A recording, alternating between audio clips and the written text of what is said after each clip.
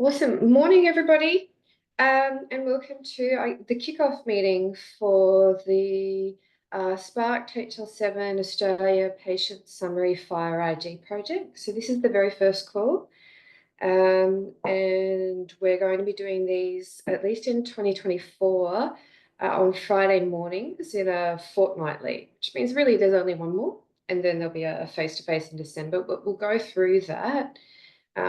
Through some of the scene setting that we're going to do. So I'd like to start with an acknowledgement of country, and that we acknowledge the traditional custodians of the land on which we all gather today, which for me is the Turrbal and Yagara peoples. We pay our respect to elders past, present and emerging, and we extend our respect to all Aboriginal and Torres Strait Islander people. We acknowledge the First Peoples as the first scientists, educators and healers. So just going to cover off quickly meeting etiquette. So it would be really great for people who've joined us who, if you can make sure that what's recorded in terms of the participant list is your name and then in brackets your organisation on the right. That would be great if you can do that. If you've never done that before on Zoom, if you bring up participants, and you'll see next to your name, there's ellipse, 3 dots. And if you touch that, there'll be a rename option. So you can always set that so that it lets us know, I guess, who's speaking. And with that in mind, in order to ask a question or participate in discussion, if you could raise your hand using Zoom reactions, and then the chair of the meeting, and this morning, that's me, we'll call on you. I get a nice ordered list so we can see like who's coming up in what order. We've already talked about that, but just a reminder, all the meetings are recorded. It forms part of the record, including the minutes on Confluence, and you can post questions and comments in the chat and you can talk to each other. But if it should be discussed by the group, it's generally better to raise your hand so you can make it part of the wider meeting. So today's agenda, this is a pretty loose agenda with some loose timings because this is the very first call. So what we want to do is really go over, I think, and discuss together what the project is, what some of the timeframes are, some initial look at use cases and validating those and talking about ways of working and how we're going to keep going forwards. So one of the first things we're going to do is actually get some introductions from you, but we're going to do this using Menti. So what I want everybody to do is go to menti.com, or you can use the QR code on the screen. And I want you to put that in, and we're going to go through this presentation. We're going to go through a number of questions. And I think at this point, I will hand over. Shelley, are you ready to screen share to go through what the results are? Yep, ready to rock and roll. All right, so let's get some initial who's who in the room, where are we, what are we coming from, what's our backgrounds? Okay, won't be a sec, I'll just make sure I've got the right screen. Good, I can see some responses coming through. Can you post the code in the chat? Oh, there we go.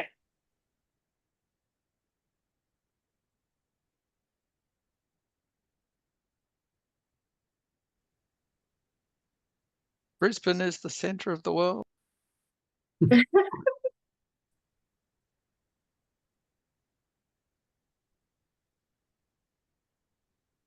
right, let's look who we've got coming through. That's pretty amazing that we've got some of our friends from New Zealand. All right. Gee, us Queensland folks are all up for a 9 a.m. meeting, hey, for us.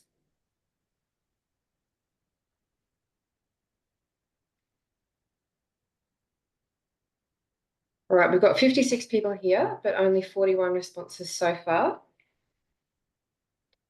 Coming up.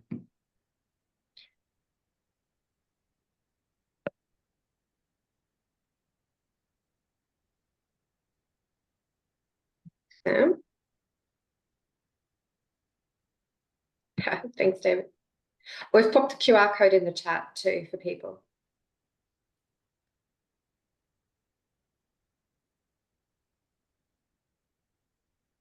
All right, that's looking like it's holding solid. So that's a pretty good mix, I think, of people from Australia, and I do like the nice little AU call out there. Yep, AU realm, awesome. And several people from New Zealand, which is amazing. So glad to have you at this meeting. So let's have a look at our next question.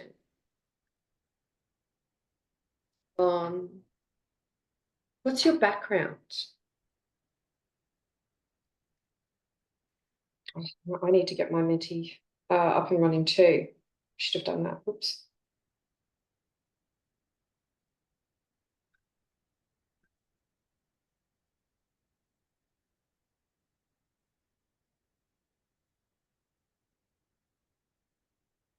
Daniel, you can only select one on lots of those. Oh, yeah, okay, that's a good point. So for some of the other ones, we'll see if we can make that a multiple. I'm also trying to put in my multiple personalities. I'm struggling.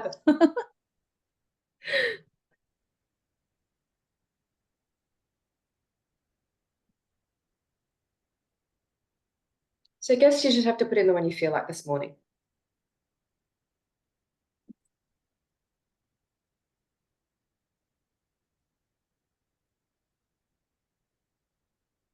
Right. So how many respondents do we have now? We've got, okay, so 47, that's pretty good. We've now got 59 people joining us. If you've just joined us, folks, please go to menti.com. If you go to menti.com, if you look in the chat, there's a code and you can see it on the top of the screen. We're getting who's here? What is your background? Where are you coming from? It's good to see we've got a mix of people in the project, the product management space. We've got software developers, the information modeler. We've got a couple of clinicians, analyst, architect. Great to have policy development here. Standards development, that's always good in a standards call. Former clinicians, health informaticians, and we've got the other. Does anyone from the other just want to pop their hand up and say, what is your other this morning? Kathleen. Hi, Health Information Manager. Perfect, thank you. All right, how are we going for respondents? I think we've got just about everybody who's responded now. So we want to pop on to the next question. Okay, so we want to know, is this something you do regularly? Have you been to all of the TDGs? Have you been to connectathons? Are you someone who's gone to the clinical design groups? Or is this really your first meeting? This is the first introduction to building a HL7 standard. Just for your, when you're analysing this after the fact, this is also a single select. That's it. Oh, yeah. Okay.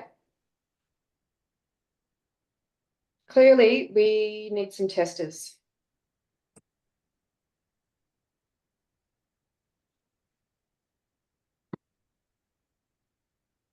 All right, so still a few more to, I guess, pick what their choice is.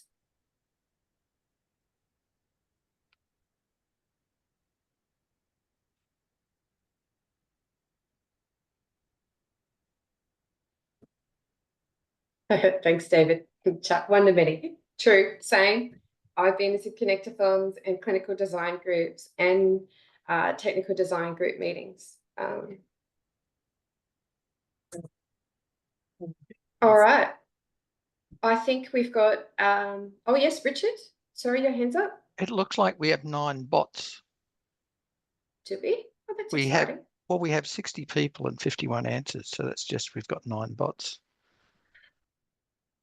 Yeah, I guess there's also some people on the call who I think are dialing in and might not have this option. But I think, you know, if we do have some bots, that's also exciting. AI is interested in what we're doing. Loving it. It was a joke, but yes. I was starting to think, is it serious or it's a joke? All right, let's go next question. So this one, how well do you think you know FHIR? Are you just starting? Are you a FHIR starter?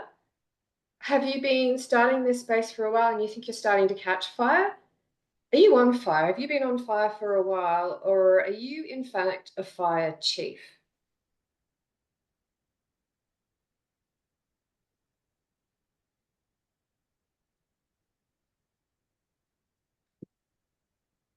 Ooh, very interesting results. That's pretty awesome to see that we've got fire starters, we've got fire chiefs, we've got people who are catching fire, and a large number of people who are in fact on fire right now. So that is fantastic. Right, we've got a few more respondents. Perfect. That's really, really good.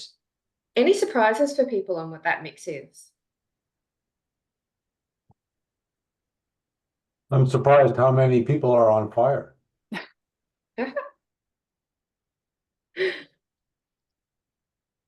It's a good thing, actually. It's a good thing. Yeah, it is. It's really great. I wonder how Because- many people who didn't say fire chief, other people would say fire chief of them, because it's that tendency that the more you know about something, the less you realize you know about it. Good point, Richard. All right, so let's move on. I think that was the last question, was it, Shelley? Or Yeah. we've got one more? I think that's it. All right, so I'm Oh, going to share my sorry. screen again. No, There we is do one have one more. more. All right, My let's do that. apologies.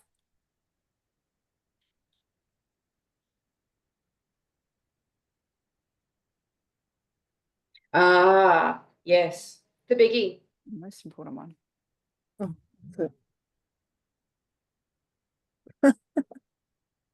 Mm, I'm gonna try. let me throw my answers into the mix.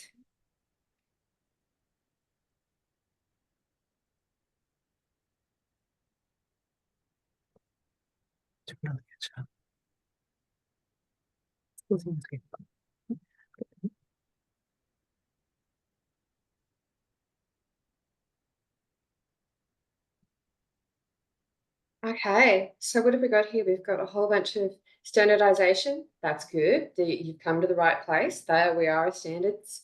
Well, I guess that's one of the objectives, certainly of this project. Understanding, scope, national adoption. Yep.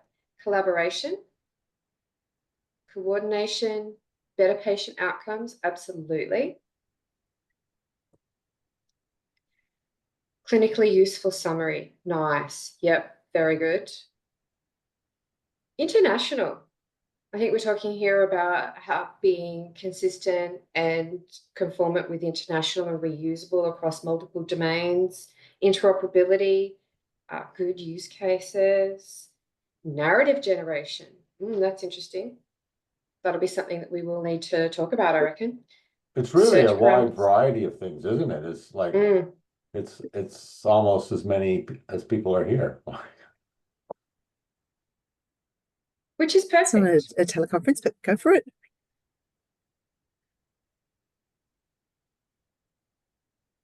It's a well-managed standard Oh, okay. obligation. Sure. Okay. Okay. IPS aligned, community, alignment of base requirements. We've got a lot here around interoperability, all around standardization, adoption, improvement around patient outcomes and clinical usefulness, a lot around collaboration, working together. So this is all excellent. This is all really, really good, that this is what we're interested in doing together. And these all, I think, align really well together on a set of outcomes on what we want out of this project. I think we've got 49 respondents. So I think we might actually hold it there, and we'll capture these, and these will go up as part of the minutes. So thank you, everybody, for adding in what you want to get out of this project. So I'll start sharing my screen again and take us back to the meeting. And here I'm going to hand over to Danielle Bancroft to go through the Patient Summary FHIR IG project. Did you want to share your screen, Danielle, or do you want to just tell me when to move to another slide? I'm happy for you to move to the next slide. Thanks, Dan. So today we're just going to quickly go over just very high level, because I am conscious of some people, there's varying degrees of understanding of the patient summary on the call. There's quite a few people who know quite well what the patient summary is and how it is used, but there is also probably people who are a little bit new, may not fully understand the patient summary context. So I'll just do a really quick high level of what is the patient summary, what does AU patient summary mean? And then the intention today is kind of just overview what we're doing in this group, how this project's going to work, and what are the use cases that we're looking to cover. What is it that we're trying to achieve? I think is probably the most important thing to take out of today. I will apologize up front. I am sick, sorry. So I will do my best. So what is a patient summary? So a patient summary, it is exactly what it says. It is a summary.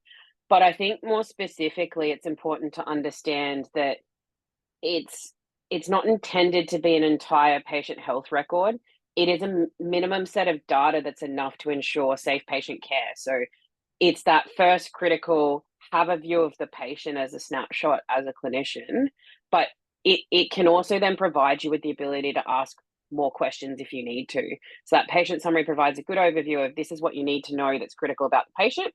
And that may be enough for you to then start your clinical context, or you can then request additional information if required. If you want to go to the next slide, Dan. Sorry, just the screen. So what are we doing? There's kind of, I think it's very important to understand, and this is similar to the way that we've approached the technical and the clinical work groups. This is a project group that is a subgroup of the groups above, and we've got some diagrams of how that works later on. But the priorities for this group in the short term is to agree and understand the use cases that are being worked on. To be clear, we have a number of use cases we are presenting today. They may not be exhaustive, but they are what we consider to be the 80%. So the 80% that covers most or a large percentage of use cases where a patient summary transfer may be required in Australia. We are very keen to understand if there's anyone on the call that has a different use case they're working on. We do want to make sure that we include that. Whilst it may not be in what we're calling R1, we will make sure that we continue to build out and consider all use cases as this develops and we work through each release.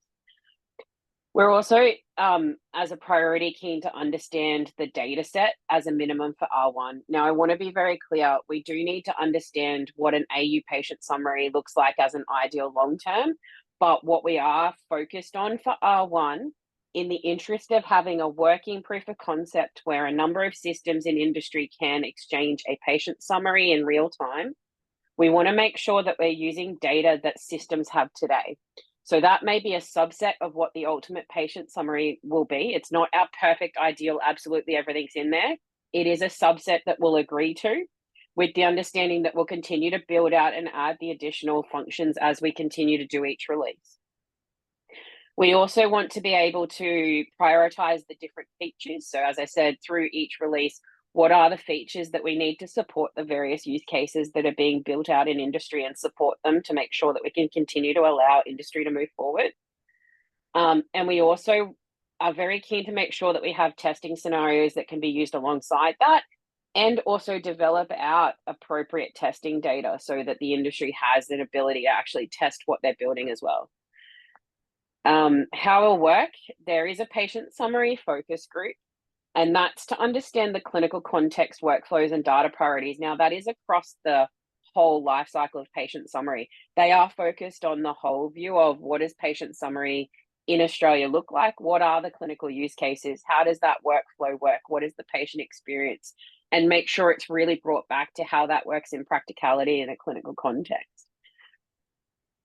We also will be reviewing and providing input back into the AU CDI. So patient summary really should, any work we do, any development we do, and any decisions we make around the data needs to align back into AU CDI so that other vendors who are continuing to work out and implement AUCDI still remain in line and can also add patient summary if they have use cases later on. This really will drive the AU core work as we're feeding back into R2, so it's important to keep that in mind. The R2 work is designed to support the patient summary and allow for vendors to implement AU core and be able to actually develop out, as I said, a real-time version of patient summary transfer. Do you want to move to the next one, Danielle? So what we will be working on as a project group over the next couple of weeks in this meeting space that we have fortnightly, we will be agreeing to the individual FHIR resources that we're looking to deliver as a minimum. Now, that won't be everything, as I've said. There is a slide later on where we'll actually give you a view of what we've kind of had some initial discussions on, and we'll get some feedback around that as well. But we also will develop out as a normal project does. This is very much in line with how the international projects work as well. We will be developing out an implementation guide that can be published, the data models. It is important that we talk about the terminology and the profiles and extensions that are used to make sure that if we're transferring that data, any extensions and terminology that's used can be understood and known by the other system that consumes it. We'll also be looking at providing guidance on the implementation and use cases as well, and some examples. Next one. So today we do have a number of pieces that we've got some initial workings and discussions we've had with various people in groups. There are a number of vendors and people that are working on patient summary already in different use cases. And so we've built out some assumptions with that as well around where we're sort of heading and what the different use cases will leverage. So ideally, it would be good for us to get some feedback on that, but we also want to run through, I've lost my thought, sorry. Maybe we'll go to the matrix and have a look at what we're talking about with the Yeah, I think I'd be matrix. interested, before we move on, to validate some of the assumptions with the group on, it was put forward as part of the HL7 project scope and the comms and material that's gone out, that there's an expectation this is going to be compliant to IPS and AU core. And I would like to validate that assumption with the group who's joined today. And I think I want to open that up for just comment, and I see Ruben, your hand is raised, to confirm that is our expectation, because that's mine. Ruben? Yeah, look, it's mine too, but I'd like to go a bit further if we can and state which versions of IPS and AU core we'll be compliant with. I noted on the previous slides that there were also references to R4B and R5, and I'm not sure how those actually fit into this.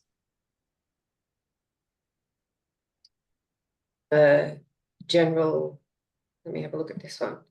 Oh yeah, it's in the checklist at the bottom. Core spec. Yeah, sorry. I would say let's call that an informative part of the slide and not normative. Thank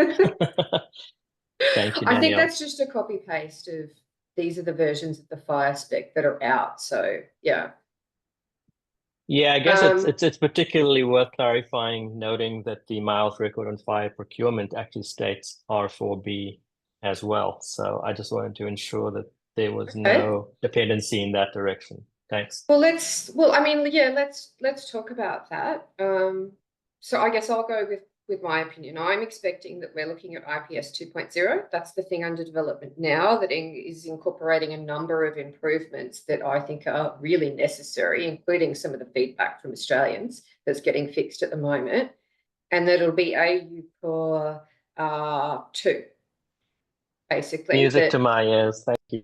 That's my thought. And in terms of the standard, well, this is dependent on IPS and AU core. So I'm expecting it forms part of that ecosystem. At the moment, the major definition language is R4, and I'm not aware of anyone wanting to move to R5 in terms of the standards development, but let's talk about it. That's why we're here, to validate assumption. And I see, Marika, you're first.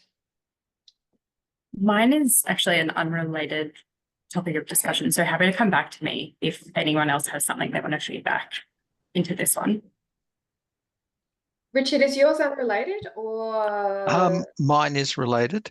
Okay. It's that I think it's important for people to be familiar with R5 because the changes between R4 and R5, I think, I think it's important to look at R5 and use that to better understand what's in R4 and where it's going. So I think while we may implement against R4 or R4B, and I think we're likely to, I think there's information in R5 that people should be familiar with when making choices on what to do in R4. Yep. So for that reason, I think it's good to be familiar with it, but know that we won't be building against it. Yeah, I agree. As well as the current work that is going on that moves past R5 to always understand where FHIR is going. Federica, is yours related to this? I guess similarly. So with the international spec, they have intentionally left the entries in the sections open so that if you don't conform to the IPS profile for that particular resource, you can just substitute a resource of any other profile and still produce a conformant IPS document, provided that you've got an IPS patient. And I'm assuming that for us, it would be, we need to have an Australian IPS patient, and that patient also would need to be conformant to AU Core. I'd be interested to hear if we're intending to keep the open slicing for the sections, even if just for an interim period. I think that's what we'll get into past our principal assumptions. Like we're assuming compliance, that's the assumption, is compliance with IPS and AU Core. That's the principle, or that's my principle that I want to take forwards. And then we need to look at what that really means to satisfy our use cases. Where does it hold? Where doesn't it? If there's any there, because it might not, it might hold completely. All right. Sounds good. No other comments on that one, then let's move to what you wanted to I think raise. there's still a Marika. couple of hands up. Or I think Frederica's still got a hand up. Oh, Or is it he? I'm not sure if it's a man or male or female. Federica was who we were just talking with, but yes. Thank you. Yeah. Thanks. I was just wanted to mention the difference, go back a little to R4, R4B, and R5. From a technology perspective, for vendors like us, it's quite a big jump from R4 to R4B in terms of Java version and happy library to use. So I think it would be easier for vendors like us to stick to R4 and maybe wait for the next normative version, I assume 6, to really make that big jump, just really for adoption and have it being easier on the vendors. Yep. And Marika? I've lowered my head. Okay. All right. So, I mean, unless it comes up again, I guess I'm assuming, oh, hang on, Jai? Morning, everyone. So I'm Joe Dacey from the Department of Health and Aged Care. I guess I just wanted to add in and say, in terms of compliance with IPS and AU Core, we're certainly very focused on that. I guess with the development of the Patient Summary IG, we're certainly looking at the movement of data between state boundaries and system boundaries. But I think if there's an opportunity to maintain and set up alignment with the IPS standard, then we should be trying to achieve that as well. So certainly alignment with the latest version. So like you said, Danielle, the version 2 of both would be fantastic. I think that's the main thing, Jai. We are really trying to make sure that whilst it is an Australianized version, to include things like IHI and the various other things that we need as vendors to pass, the core function of the patient summary needs to align with IPS, because we absolutely have a number of vendors who operate overseas as well. But the whole point of a patient summary is it's a patient summary. It doesn't matter whether it's a domestic share or if it's an international share, it's the same thing. So I think that is important to understand as part of the use case. broadly, whilst they might seem like they're very domestic in their design, they equally are no different if I do a GP to GP transfer internationally, for example. Completely agree. And Heath? Just a point of clarity, I guess, when it comes to whether we're implementing R4 or R4B or R5, that's really dictated by our base profiles. So even if we look at the IPS STU 2, it is still targeting the R4, not R4B or above. And that sort of goes for AU core as well. In AU core, we've basically targeted R4. And that comes down to basically that version number 4.0.1 that you might see in a lot of the structure definitions and things in the IGs. Yep. All right. So I think unless there's any other assumptions we want to validate there, and I think we've basically, what I'm hearing from everyone is that yes, compliance to both is good and expected and desired, that it is the latest version of IPS, that it is the expectation that AU Core R2 is indeed what will be the thing that when we're finished, our first release, what we are compliant with.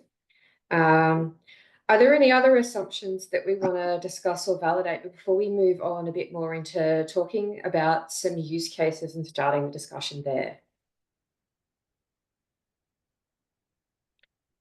All right, well, how about we move to the use cases then? Oh, actually, I guess, I'll come back to that in ways of working. But let's talk about maybe the use cases, Danielle. I think that's where we were Sure. talking about moving to. Yeah, cool. I think this will help to sort of make it a little bit more tangible about what we're trying to achieve, at least, or how we're approaching these use cases. So, as I mentioned, these use cases are actually designed off some of the use cases that vendors are building at the moment. They're not exhaustive. Do you want me to cover off maybe, we'll just talk through the first three. I will probably just give an upfront understanding that these use cases are what we're aiming for in R1. There are also an additional use case that we're looking at, including, I don't know if it's in there now, but no. So there is a fourth use case that we're looking at adding for R1. That fourth use case we're still discussing and does include, I want to be quite clear, there's a use case that's slightly different to the patient-driven ones that are built around my health record. So we are working on that and what that looks like at the moment for inclusion in this. Additionally, there's kind of a couple of more complicated versions of the use cases that we are putting to later iterations after R1. So let me go through the first three, and then I'll talk through what those additional ones are at a high level. So the first technical use case we've got is what we're referring to as a patient-driven patient summary. And what that means is the patient is being provided a unique link, and that could be anything. So we're not dictating a token or anything. Let's not focus on that today. The patient is being provided with the ability to access the source record of the patient summary that's been created. So this is a patient summary that's already been created. And the use case we've built around that is a really common example that occurs quite frequently, which is a patient visits their normal regular GP. And at some point, the patient summary is created. The patient is then traveling interstate. So Jeremy travels interstate to Queensland for a holiday and to visit his grandchildren, but he's feeling unwell. And so he visits a local GP in Queensland. That GP has no background information about Jeremy, has no context of Jeremy's background. And so Jeremy, who has a link to access his patient summary, provides that to the clinician in Queensland, who scans that and accesses the patient summary, and it is viewable in the Queensland clinician's system in real time from the My Health record. The clinician uses that patient summary to be able to get a snapshot view of Jeremy before continuing that consultation. It really is system agnostic in this particular case. It's not about what's in the source system, but it's about the ability to access that clinical data that the Queensland clinician doesn't already have. And in that patient summary, there will be a number of pieces of information, including things like the patient demographics, allergies, medications, etc. So that's the first use case. And we've just got a hand raised from Paul. Yeah, I'm just wondering, will the workflow consider the fact that there may be multiple, if it's a pre-existing patient summary, there may be multiple systems holding pre-existing patient summaries. Will the workflow enable the GP to pick one or see all, or how would that work? So that is one of the things that I want to talk about for a later example, because that's actually a different use case, Paul. What that's referring to is potentially discovering patient summary. This is very different to having a link to a patient summary. So in this particular use case that we're talking about here, it is a one-for-one. The patient is given a link that is specific to a specific patient summary in the source clinical system. Okay, got it. So I'll Thank come you. back to the other one later. Andy? I'm not sure whether patient-driven kind of connotates the actual patient role. I haven't seen the other use cases, but obviously this is really just around access, not content. So the patient doesn't have any say over the material presented within the patient summary. So they couldn't, there's no coverage here of removal. So I don't want this in my summary, for instance, which would be more patient-driven. So I'm just, I guess, curious about the distinction between driving the content versus driving the distribution. And so in this particular case, the patient-driven is purely to indicate that the patient is the one that is applying consent by providing the link. So it has nothing to do with the content, but happy to look at an alternative wording. And I guess the other one, I do note the reference that you say that my health record could be something else. I guess I'm a little wary that hard coding the my health record as the example and then saying, yeah, but you could use something else. I think it would be easier to put in the system receives Jeremy's summary in real time from the clinical content source and then say, for example, this could be provided by my health record, clinical system, etc. Otherwise, it looks like this is kind of hard coded to a my health record driven example. Just to be clear, Andy, this one was updated since I last saw it, so that's actually my mistake. This one specifically is about a clinical system is uploaded to my health record and it's retrieved. It can be that it is uploaded from a clinical system, so take that on board. Happy to have a look at what we can do with that. This one was just altered since the last time I looked at it, so that was my mistake, sorry. And I think probably it's a good point to put here that the thing on the right is just an example. And it can be, because I mean, it's got Jeremy in particular, and that could be anybody's name. So I think there's that. I do like the wording that you kind of alluded to there, Andy. That if the storyboard on the right was generic, that I think that we should take that wording and then noting when we go, here's an example, it'll pick one of them.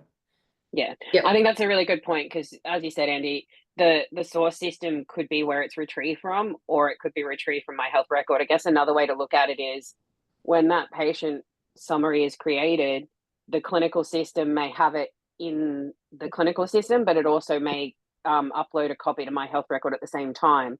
That would also fit with this piece where, you know, it is going in real time to my health record, but it's also in the source system. So the link can retrieve it either from my health record or the source system. That's another way to look at it, but that's a different use case again. It's just a variation on the underlying generic version of this use case. So we'll try and adapt some of the wording to make it more generic. I think that's good feedback. Did you want me to move to the next one, Danielle, or do we still have people? Just quickly. Their hands up, sorry. Yeah, no, just quickly. So when you said they see the data in their system, so what we're saying is we're taking another copy of the data and parking it in another software system. Is that right? So it's a real-time view, David, which is you can do today. So you're accessing the link that pulls the data and they can view it in their own system. Yes. Right. And does it actually store it? So I guess I'm sort of imagining that because I got it today, there'll be a date with it anyway, so I could see a history of Correct. my stamps coming in. Yeah. So how it's stored or what is used with the data is not denoted by this use case or our workflows. That's up to the individual vendor how they actually process or utilize that.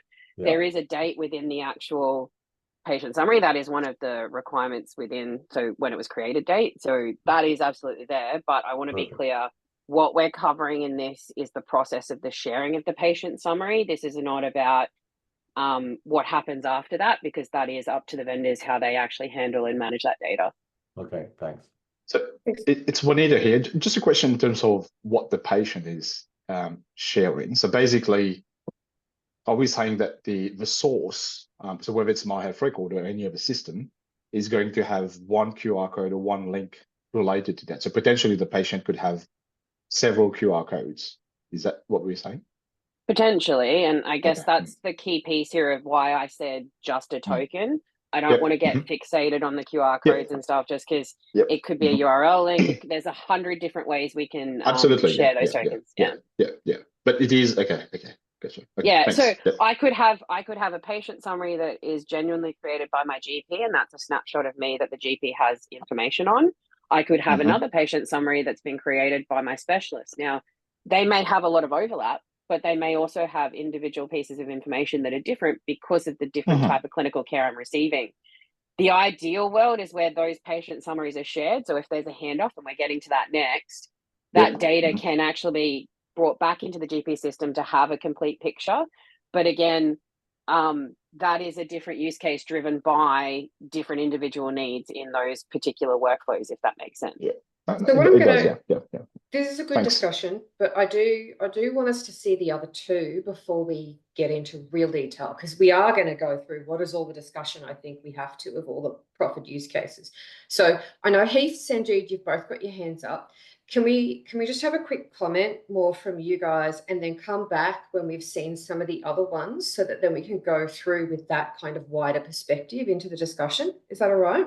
Yeah, my quick comment was basically let's focus on the left-hand side, because that is the technical use case. It is already generic.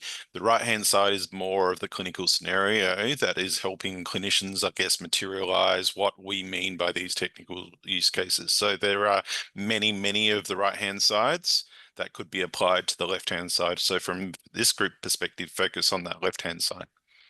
That's actually an awesome way to put it. Thanks, Heath. Same thing wanted to say, Daniel. I think we're getting too in the detail. Too in details of use cases. Let's just focus on the implementation and what needs to be in the data element, rather than how it will be used and when and where. Thanks, Sanjeev. All right, let's pop to the second one.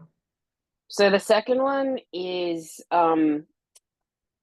this time the clinician is the one that is directing. So let's say directing rather than driven. I think maybe that might be a better way of putting it. A unique link that identifies the patient summary from the source clinical system is actually requested by another clinician. The example, and I think this is just a very high level version. Again, I want to be very clear. Let's not get too in the detail, but the example would be that a patient has had a car accident. They are admitted to hospital, and the hospital system makes a request for access to the patient summary from the patient's GP, and is able to retrieve that and view that in the hospital system. Noting that again, yes, there are a few different variations on that and how that might play out. Approaching red light camera and speed camera. But the difference here is that a source system is requesting that data, as opposed to the patient presenting the link to the actual patient summary. So let's move on to the next one quick. I know we want to get into some of the real detail, but let's go through that next one just to set that in everyone's minds. Sure. So the last one is slightly different in that it is actually an accompanied or embedded version of the link. And what that means is in this one, it's a clinician driven, but more it accompanies, say, a referral scenario. So a unique link to a patient summary from the source system is embedded in another clinical item that is provided to a clinician. So the clinician in the example here, the clinician or the cardiologist receives the referral from the originating GP. That has a link to access the patient summary. So they have some information in the referral. They want to have additional information about that patient. They can click on that link. It will access the source system and pull up the patient summary to be viewed in the clinical system. So just another slight derivation on the one we had previously.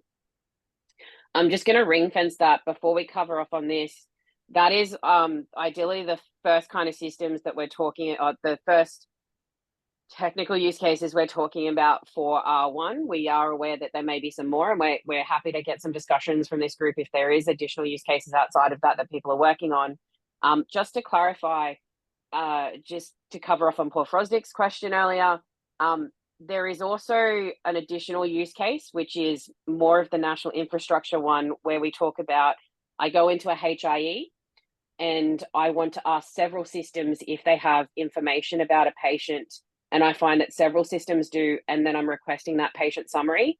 That is a different use case we're not tackling today. We are aware that that is a use case that is going to be required for patient summary, but there's a number of unknowns at the moment in terms of the record locator service and various other pieces that need more information before we can tackle that one.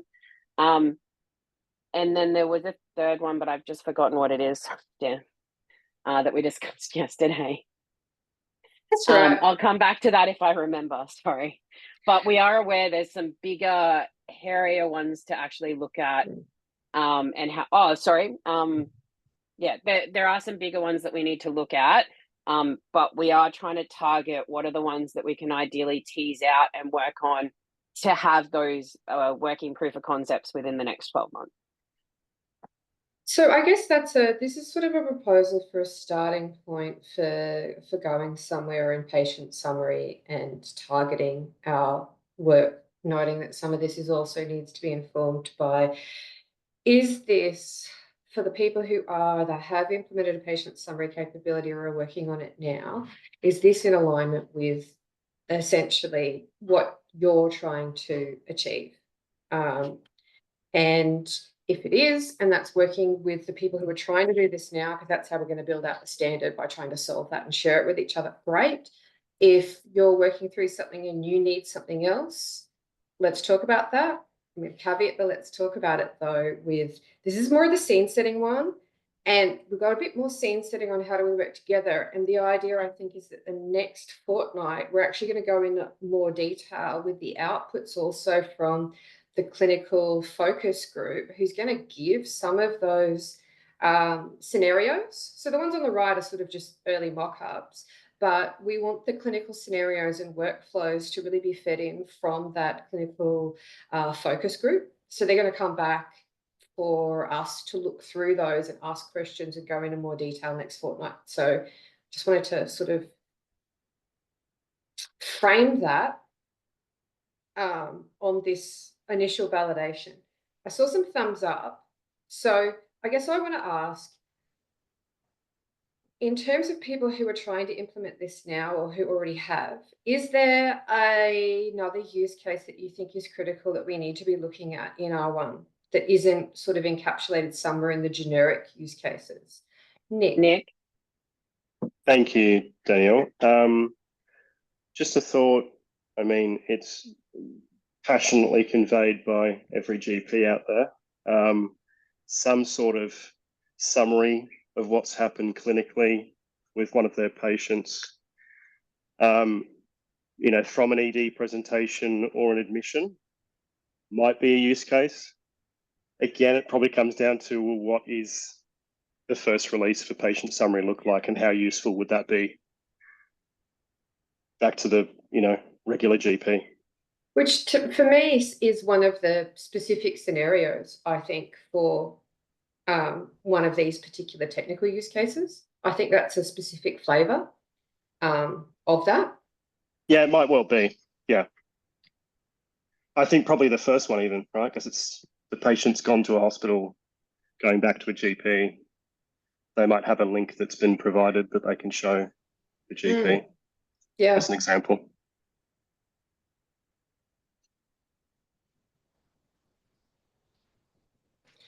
Heath?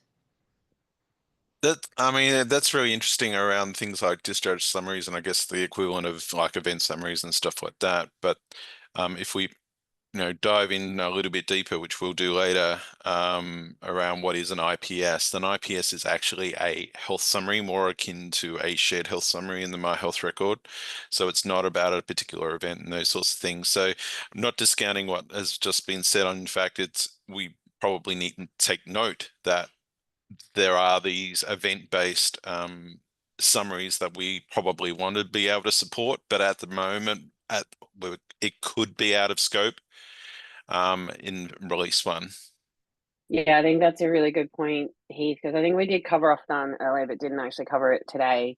The event-driven stuff has some additional components that we're probably not focused on for R1.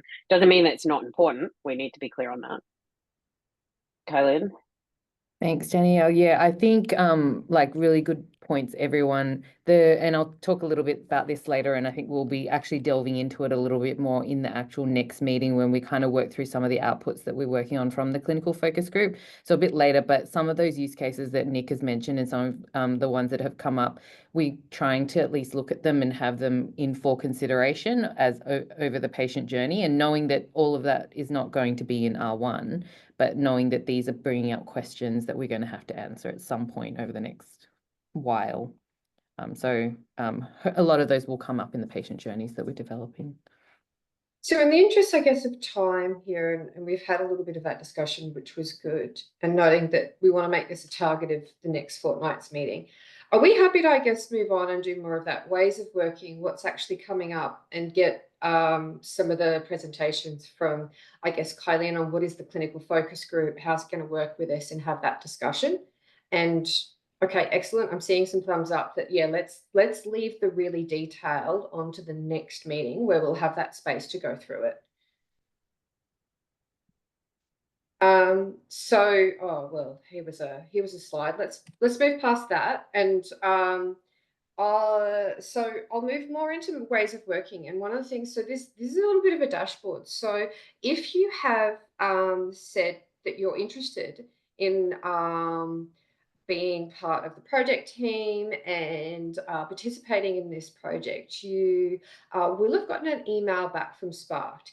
If you haven't done that already and you want to join, there are links in these slides. They'll be on the meeting minutes soon. But you can just email sparked@csiro.au to indicate your interest, and we'll tell you how to join. And one of the things we're doing is we're putting out a survey to people to get some information on who's building patient summaries. Where are you at in that journey? What are your priorities? What are your use cases? And this information is being maintained live on our HL7 Confluence. So I've got a tiny URL up there that I'd like to post in the chat, but I'm screen sharing, so I can't actually copy that. If someone has access to the slides right now, if they can post that tiny URL into the chat. So we'll go through these in a later meeting, but I just wanted to let you know that this is coming through, that we're having an asynchronous way to actually get this information, including things like, what is your use case? Give us a description, barriers, priorities for the resources. Who's authoring this? Is it machine generated? Is it going to be a clinician doing this? So that we can bring that back to this group to inform our discussions as we go through, and also inform the clinical focus group as they look through the clinical scenarios and workflows. So we're going to move past that now and just into ways of working. So I'm going to skip past these real quick, but I do need to just make clear to people, this is a HL7 Australia project that is being coordinated and developed through Sparked. And in terms of our governance structure, this project, which is down the bottom here, the AU Patient Summary FHIR IG project, sits under the responsible group overall, which is the AU Core Technical Design Group. And our next real governing group, which is called the Sponsoring Work Group, is the Australian FHIR Work Group. And of course, there's the board sitting there. This is just a smaller snapshot of projects. There are other wider governance contexts if you're interested. We've got some resources here to start going to click through, but it's all really in the HL7 Confluence, both HL7 Australia's and HL7 International. You can always get in contact with one of the co-chairs or a board member from HL7 Australia to get some more information. We're always happy to talk about governance. So, and I'll highlight for this group, this is a HL7 Australia project, and that means that when we make decisions, we're going to go through the decision-making ceremony. It's the same across all the groups, be that the e-requesting TDG or the core or the FHIR work group, all the HL7 international groups, where when we make a decision that we're going to record, there's a formal motion and a second, and then there's a majority vote. I don't think we're going to do any of those today, but we do have decision-making practices that form part of this, and we'll walk everyone through how to do this the first time we do it. I know some people on the line are old hands, but at the same time, there's some people who this is your first HL7 Australia project or HL7 International project. We want to make sure that you're comfortable with what is happening. Why is someone suddenly motioning? What's going on? And so let's get into a bit more context for this particular project. And Kylin, do you want to actually give an overview on this slide? Yeah, so I guess this is just a high level overview of the way kind of some of the information kind of flows between the groups and sort of the artifacts and outputs. So really, we've set up a patient summary clinical focus group, which I'll talk about a little bit later. And that'll be kind of, that is a subgroup. It's something that sits within the CDG, but ultimately, you know, the CDG is still there, building out the AUCDI, looking at the data and doing that kind of thing. And obviously we're working on the AUCDI, and which provides clinical requirements to the AU core TDG. And then I think it then passes over to this group here, which is the patient summary project team, which would be really relying heavily on the AU core stuff. There is showing that too on this, that the patient summary artifacts that come out of that clinical focus group will really be influencing or providing input into this group to develop the AUPS.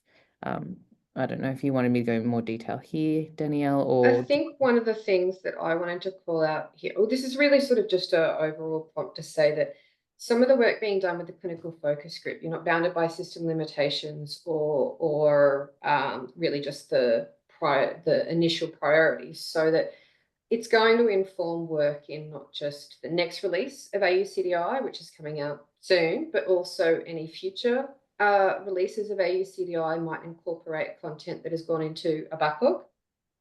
Yeah. And for those of you who've been working on AU Core, you will know that AUCDI is one of the scope drivers for AU Core, but not every element within AUCDI is incorporated in AU Core R1. And so that goes into the backlog and will continue to inform future releases. And so I guess what we're saying is this is how some of the outputs will be created.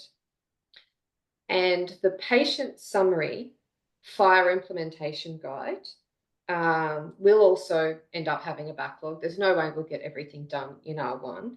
And since we are going to be compliant with R2, I know there's not a back and forth arrow, but really there should be, that AU Core's conformance requirements will come across into patient summary, essentially. And there isn't a separate CDI. So AUCDI, it will form those local Australian clinical data requirements that will inform both AU Core and AU Patient Summary.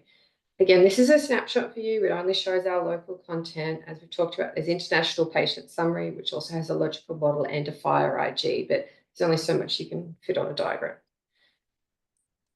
So let's just talk about this. I think we can skip past that. We just did and go through this one. Yep. Thanks, Danielle. So just wanted to give a little bit of information about the AU Patient Summary Clinical Focus Group, or the AUPS-CFG, as I like to affectionately call it. Really, like I said, it's a subgroup of that Sparked CDG. It is a time-limited committee until the 30th of June at this stage, subject to the Spark's requirements.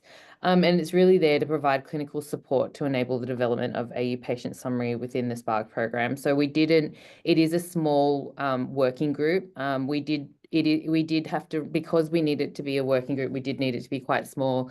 We did run an EOI process, and the way the members were selected, were really just trying to get a really broad representation across the different clinical areas. So we really picked clinicians from GP, from hospital, for specialist, allied health. We tried to get a broad range. We do have a website, or a web page on our website, and there you can find our terms of reference, as well as any CFG outputs. Once they're ready, they'll go up there. But I was talking to Danielle yesterday about how we can have draft and in progress outputs available publicly as well. And so we're looking to put a page up on the Confluence page as well, so that those things can be available for anyone to look at any time. So the scope, and these are kind of the slides that we have been using with our CFG as well, is what the scope of the CFG is.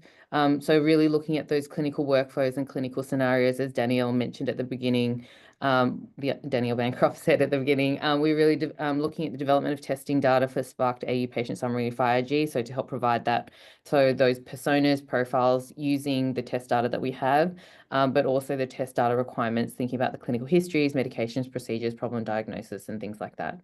We're really asking them to provide the clinical input and insight to the AU to this project team, but also support the AU CDI development as required by the CDG.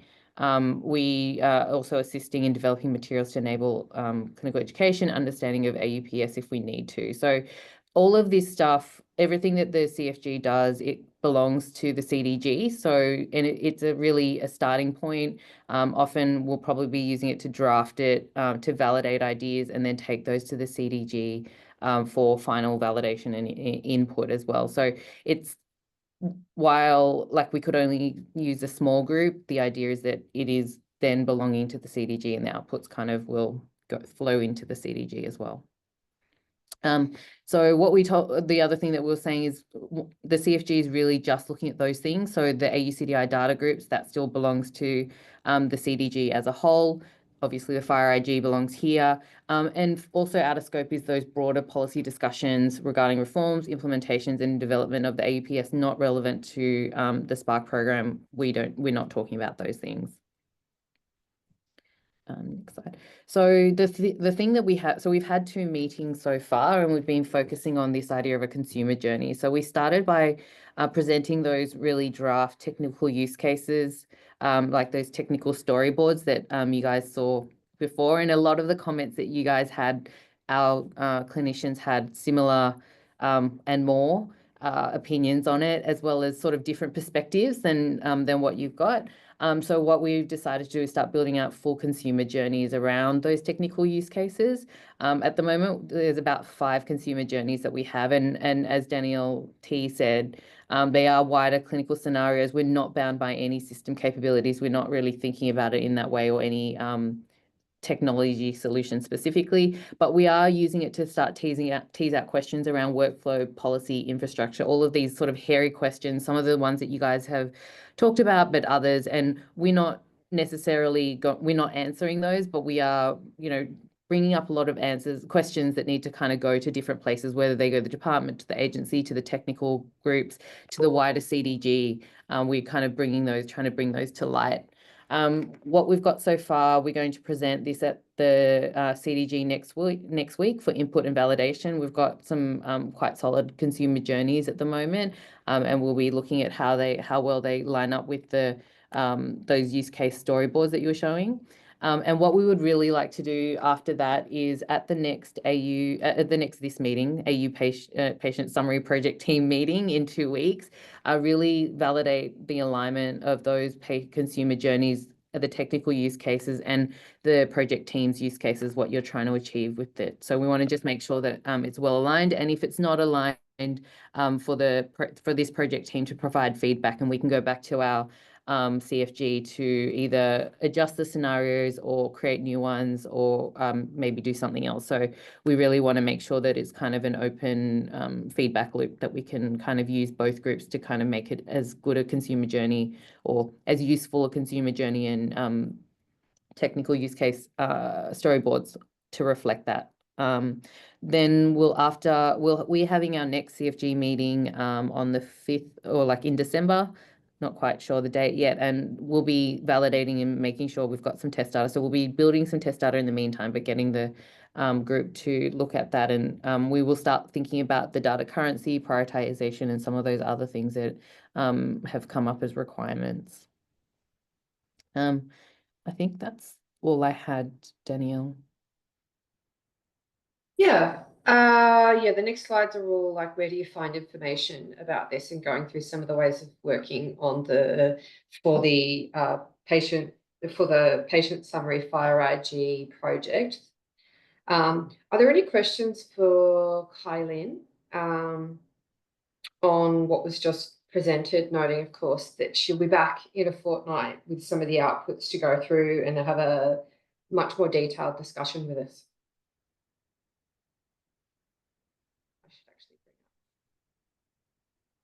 All right, so none so far, but if you do have any, feel free to reach out to Kylie or myself, or use the sparked@csiro.au email Addie to ask some questions. So I wanted to go through for this group and go, where do you find information? How do we work together? How do we talk? What mailing lists are out there? Where essentially does all the kind of data live? This is going to be pretty similar to the other projects, both HL7 Australia, FHIR IG projects, and HL7 International, but let's go through it. So almost all of our material that's going to live as we're working through like meeting minutes and so forth, discussions, backlogs, will all end up being on Confluence. This is public and open. So anyone can see it, and anyone with a HL7 Australia Confluence Jira account can edit or create pages or interact. We do a lot of the voting and so forth here. So it's all underneath the AU Core TDG Confluence page. There is a particular Patient Summary FHIR IG page, which is, I guess, the splash page for this content. So if we go off to Confluence, that might actually be a bit too small for people. Let's make that a little bigger. So underneath HL7 Australia's Confluence, you can see this if you haven't logged in. There is the Patient Summary FHIR IG project page. All these links are in the slides. Someone might put them in the chat, which has links off to the things that I'm about to walk you through. And it's where really all of our material will end up living, including those use cases that you just saw are going to be floating around somewhere. Those survey results are coming through, and they're maintained here. This is kept up to date. When we get another inputs, you can see these live. Wherever we have proposals for content, they will be in HL7 Australia as well. There's already, I think, some early analysis that Dushi's been doing and looking at IPS 2.00 and also AU Core to look at the similarities and the differences that we can go and feed in. So she's documenting all of that in Confluence. I think there's some pretty kind of overviews that are available. Oh yeah, there we go. All our meeting minutes are. So today's meeting minutes, if I go back to that project page, you'll find the agendas, and you will find the actual minutes of all our meetings are kept on Confluence. So we'll see the one for today, which is the 15th. And this is going to be completed by our scribe, which today is Shelley. I'm chairing. And this will all be documented here, including links off to the recording. The slide pack will be uploaded pretty much straight after this meeting. And all our decisions, our topics, a summary of discussion will be posted on here. And this is where this is kept as part of the record of our project as we're going through and doing work. What else did I want to say about that? A parking lot. So we've created this page. I think it's empty. So this is a parking lot. I think where we can, where we have an idea about something that we think is relevant.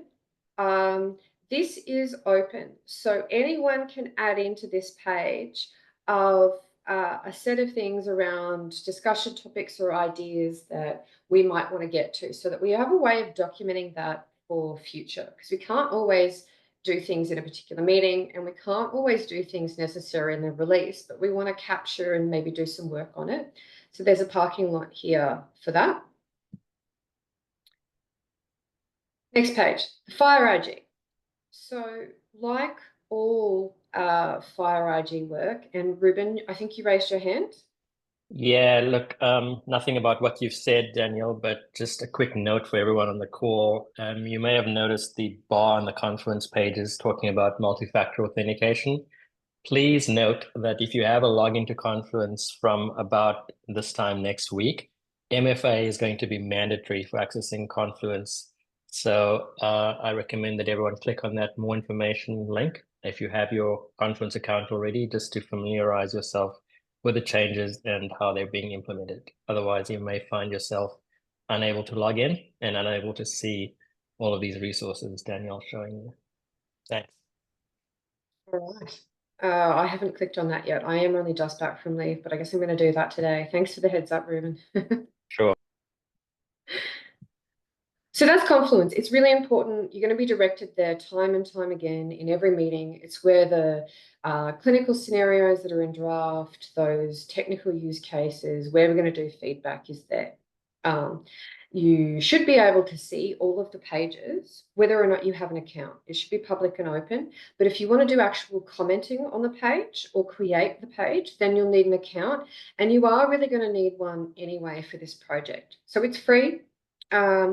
If you've signed up to the mailing list or registered through Sparked, then you will have been given some information on how to join. If you don't have that yet, then register and it will go through. But if you go to the page, you should also be able to get to it through sign in, basically. We do a lot of voting, like daylight savings meeting times is through Confluence, and you need to have an account in order to actually participate in those polls. So let's go to the IG. So there is a draft IG, and you might be saying, hang on, what? The project has just started. That is a very good point. It is empty, basically. This is the location, I'll just drop that in the chat, of where the continuous integration build of the FHIR IG is. The continuous integration build is essentially reflecting our computable form of our consensus. So when we make a decision, that will then go into this draft IG fairly quickly, hopefully within a week of making that. And so that then becomes available in terms of the draft profiles, in terms of any of our guidance we've agreed on, any examples and content will continuously show up here. So that's a pretty key link. And I can show you that it is indeed empty because there it is. TBD, they're waiting for us, basically. That's all they need. All right, next one. Oh, I will actually say on this page that there's a couple of things that are quite important. Underlying this is a GitHub repository. This is like other HL7 Australia projects. This is through an open source, open standards process, which means that when we make a decision and there is work that we want to do, that you can, if you're interested to do so, actually contribute a pull request to do that. There's a GitHub just up the top there. So that link goes through to what the actual GitHub is, and with some information on if you want to actually be contributing, how can you do it? If you spotted an error, what do you do? All of that's linked up. And when we eventually get to a more complete draft, there's a way to provide feedback, and it's at the bottom of every single IG. That includes the FHIR specification, AU core, e-requesting, AU base. At the bottom of every IG, and I zoom inclusions. Aha, there's this thing called propose a change, which takes you off to the JIRA spec project. So again, you need an account, same one for Confluence, that allows you to say, hey, I think that we need to add something. I think maybe this needs to change. Maybe we want to clarify wording. Maybe we want to suggest something for the backlog. And all of those will eventually be done in JIRA, but we haven't actually made any decisions yet. So, we'll get there. Okay, so next bit, and this one is also really important. So just like to be able to contribute really meaningfully to this project and build it out, you will need a HL7 Confluence JIRA account. You are going to need out here a Zulip, a chat.fire.org account. This is where announcements, questions, discussions, forums, this is where the discussion will happen for Patient Summary, and it's also where it happens for International Patient Summary. And I just actually, while I'm here, want to draw people's attention to a recent call out from the International Patient Summary group that would like to get some information from people around diagnostic results and when to share those. They've got a specific question. I'm actually just going to put this in the chat because it would be really great to get some feedback from Australia on whether or not they actually relax one of the few constraints that are in IPS. Canada is asking for it, and they've called out for some wider information. So I've just popped that in the chat. And again, you participate and find out how to work with all of this through this chat.fire.org account. So it's really important to do that. Next one, calendar. So there is a calendar. It's again on the Confluence page. And it is where you can see all the meetings coming up, all the events, be they connectathons, be they FHIR-related Sparked workshops. If there's a ballot period that's being open, is going to be in the calendar. And some of them are really quite far in advance. So when you have your HL7 account, and you'll need to be logged in to see this, then you can view this calendar, which will show you and give you connection details. So if we go to next week, for example, you can see here, it's even got the Zoom.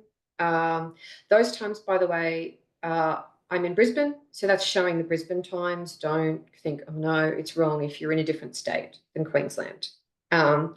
It also shows that there's a connectathon coming up, and a whole bunch of other things like firework group meetings and so forth. So this is actually really important to be able to view, and you can start seeing what is coming up. For example, in March, it's already got some information about dates and ballot periods potentially. So I think that's changing. I will caution everybody that when you get your account, if you haven't already, I'll just go because this is kind of crucial. When you first do your account, it'll set your time to Greenwich Mean Time. And so the calendar widget displays, and if you log in and you see an Australian meeting and it's like 2 or 3 a.m., that means you haven't set up your time zone for your Confluence account. There's instructions just on the pages, both the AU Core TDG page and the Firework group, on how to do it. We've got instructions to check your time zone and set it correctly.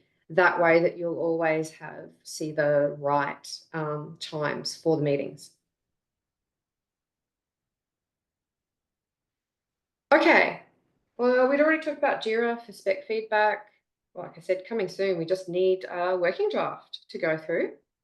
But again, you can be providing feedback. If you're like starting to pick up IPS and having a look at it, you can be providing feedback on IPS now, as long as you have a HL7 Australia Confluence JIRA account.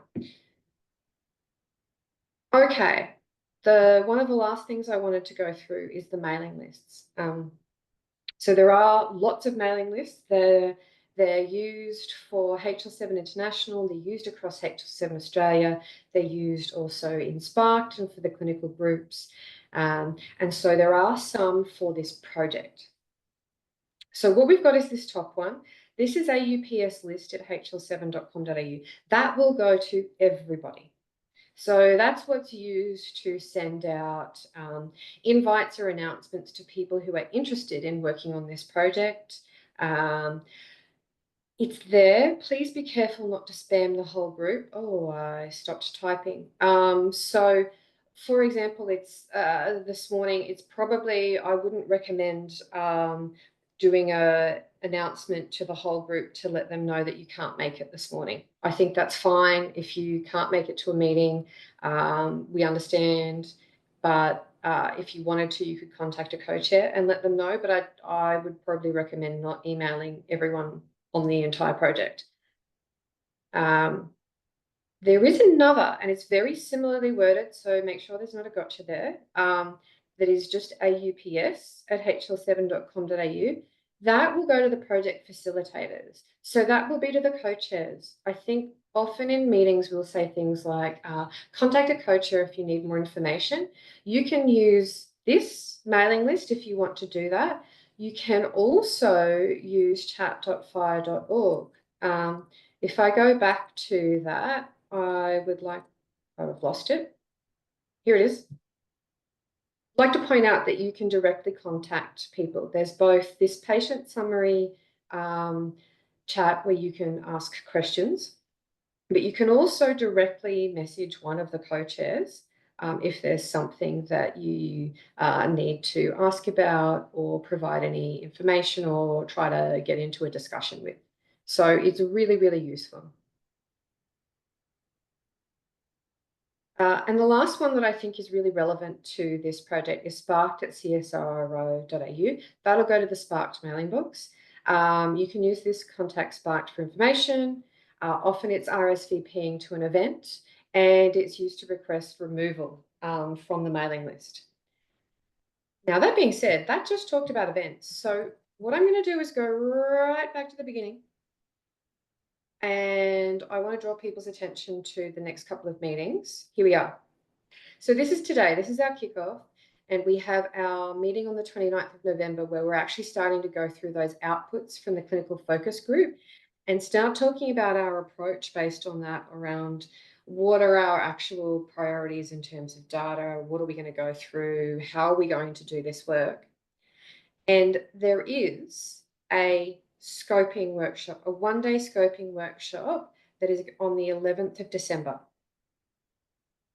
And then there's also a, following that, there'll be, there's an AU Core one the next day. There's also a connectathon, and I'm just going to run you through how to get involved in that scoping workshop. Oops, I went too far. Apologies. Aha, okay. So what we're going to do is go through some of the revised technical use cases, the clinical scenarios and workflows that we've continued to work on and the CFG is met on, and try and workshop out more of the scope for the AU patient summary and plan for the first phase of outputs. So this is an in-person event. If you would like to attend, please email sparked@csiro.au. The next 2 days, there is a connectathon running. The connectathon doesn't have a patient summary track, but it does have an AU Core track, which is going to start to include some basic patient summary test scenarios, things around generation on client side or server side from AU Core data to test out some of those assumptions. So we'll be able to look at some of the things we've been validating and deciding are relevant to us in R1, and there'll be some people trying to actually explore that in the connectathon. Now, if you're coming to that already, that's fantastic. If you aren't coming to that yet, you will have missed out on a normal ticket, but if you email events@hl7.com.au, you can go on the wait list for that event. It's also in Melbourne. So that's a 3 days. The 11th is the scoping workshop, and then 12 to 13 is the connectathon. How are we doing for time? Okay, we're basically at the end. I'm going to go right down again, and I went too far.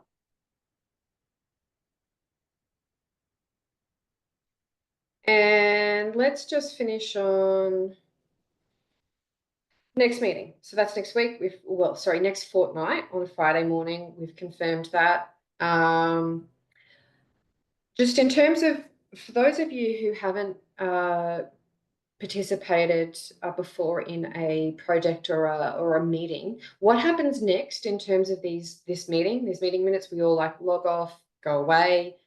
The scribe finishes drafting those minutes on that Confluence page and make sure everything is attached, the list of attendees and so forth.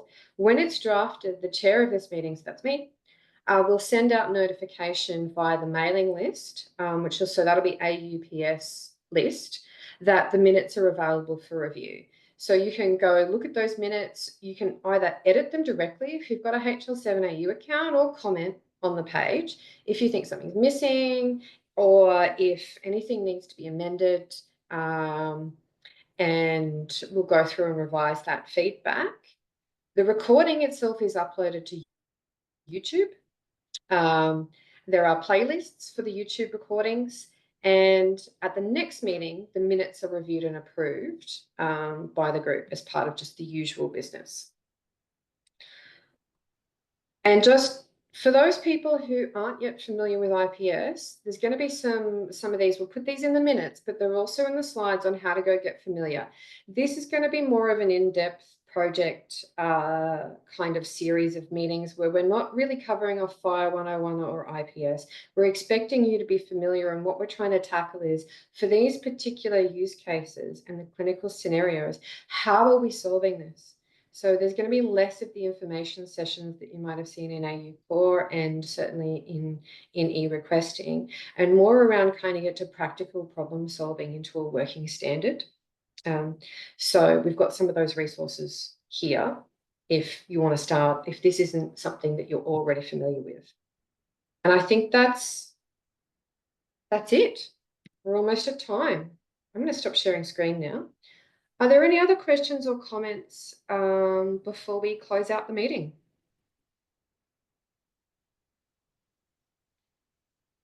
All right, then let's close it out, and I hope to see all of you in 2 weeks' time, and where we go through some of those outputs that Colin will bring. Looking forward to it. Thanks, folks. Thank you. Bye. Thanks, Danielle. Thanks, Bye. Danielle. Thank you. Thank you.